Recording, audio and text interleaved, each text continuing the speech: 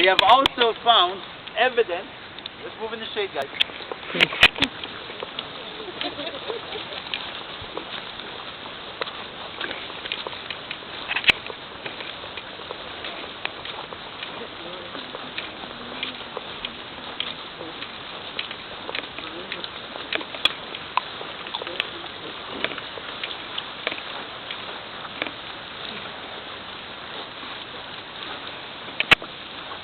We have also found evidence that to the rear of this wall that you see ahead of us, there were some small tiny rooms.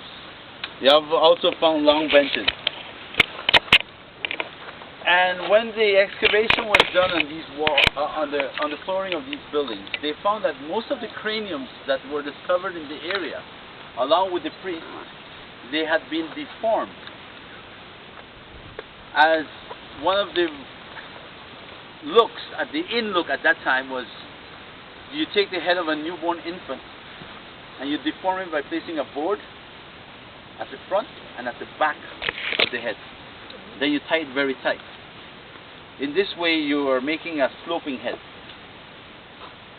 A sloping head. This was only done to children of the elite. If you were poor, you had a round head and you stayed ugly. However, while doing excavation where you see the white wall, right there, Alfred Maloney discovered that there was an earthquake in this site where the individual was not buried in a laying down, he was buried in a sitting position. And by having this activity happening in this site, he therefore put a summary that this site may have been abandoned as a result of an earthquake. Only at this site. The only other evidence of earthquakes causing abandonment would have been in El Salvador, at a volcano in a volcanic area known as El Seren or La Joya del Seren. The earthquake theory does not hold water at this site though.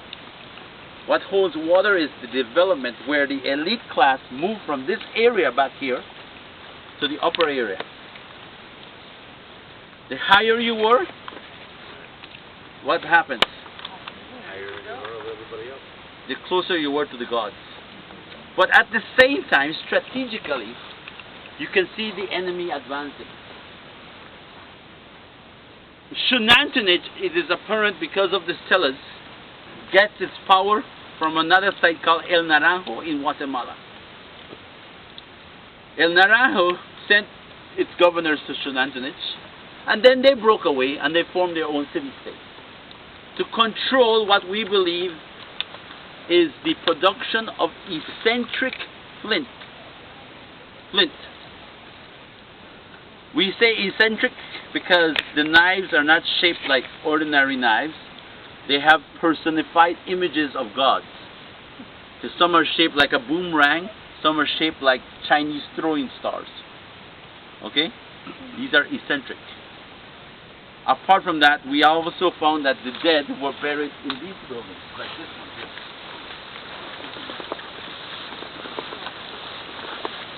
Here you have a monument called a stela, but it is apparent that either the owner or the artist died before it was either carved.